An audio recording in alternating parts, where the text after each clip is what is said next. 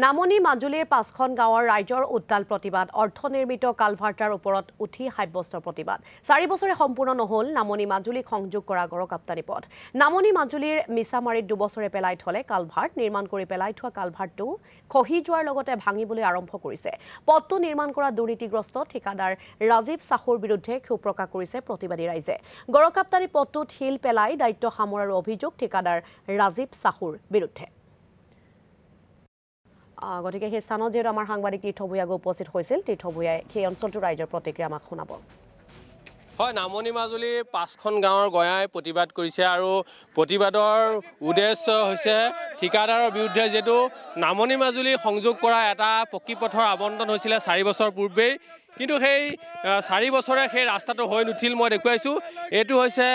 এটা পুল বনাইছিলে সেই পুলটোৰ অৱস্থা দেখুৱাইছো এনে ধৰণে এই পুলটো ভাগি গৈছে প্ৰায় ২ বছৰ হৈছে ২ বছৰে এনে ধৰণে আসলে পেলাই ৰাখিছে পুলটো আৰু সমান্তৰালভাৱে যেটো পথ নামনি মাজুলী সামগুৰি বাগগাঁও মিছামৰাক সংযোগ কৰা যেটো গড়কাপ্তানি পথ সেই পথটো আসলে নিৰ্মাণ নকৰিলে ৪টা বছৰে এই অতি অনগ্ৰহৰ পিছপৰা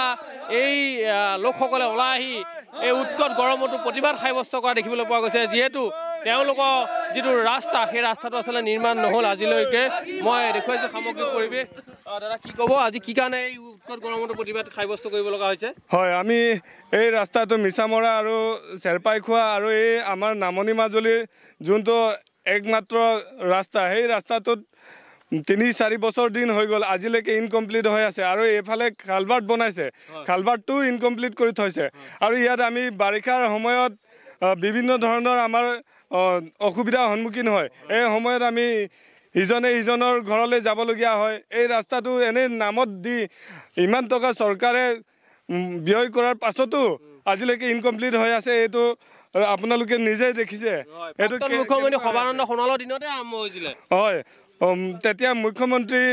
থাকোতে সৰ্বানন্দ সোণোৱাল ডাঙৰীয়া মুখ্যমন্ত্ৰী থাকোতে এই ৰাস্তা আৰু ইয়াত বিজুলী সকলোখিনি ইয়াত কাম কৰিবৰ কাৰণে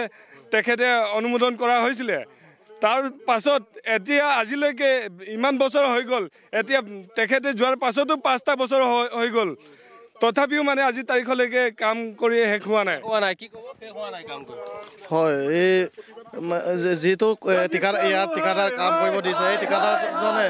কাম ভালকৈ কৰা নাই আৰু আমাক অতি সোনকালে এই ৰাস্তাৰ কাম আৰু কালভাৰৰ কাম সম্পূৰ্ণ কৰি দিবৰ কাৰণে আমি আপোনালোকৰ নিউজৰ যোগেদি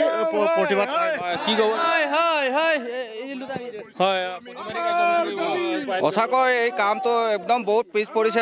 মানুহে একদম কালভাৰটো বেয়া হৈ পেলাই এতিয়া মানুহ পৰি গৈছে ইয়াত গাড়ী একদম যাব নোৱাৰে এনেকুৱা মানে অসুবিধা হৈ আছে আমাৰ কালভাৰ্টৰ প্ৰতিবাদ কৰিব লগা হৈছে একদম গোটেই ৰাইজে আহিছে প্ৰতিবাদ কৰিবলগীয়া হৈছে মানে প্ৰতিবাদ কৰিব লগা হৈছে মই দেখুৱাইছো সামগ্ৰিক পৰিৱেশ অতি পিছপৰা এইটো অঞ্চল বান গৰাখহনীয়াই জুৰুলা কৰা